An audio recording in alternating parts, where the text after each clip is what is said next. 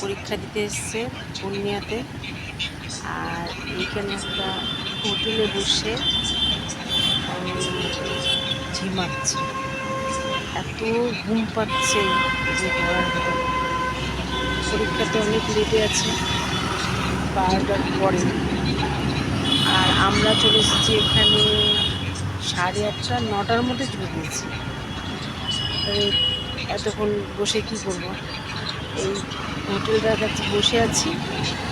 আর সুন্দর হাওয়া দিয়েছে, হাওয়ার মধ্যে বসে আছি।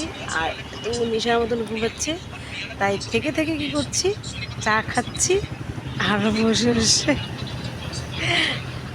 মোবাইল দেখছি। এখন এটাই কাজ আমার।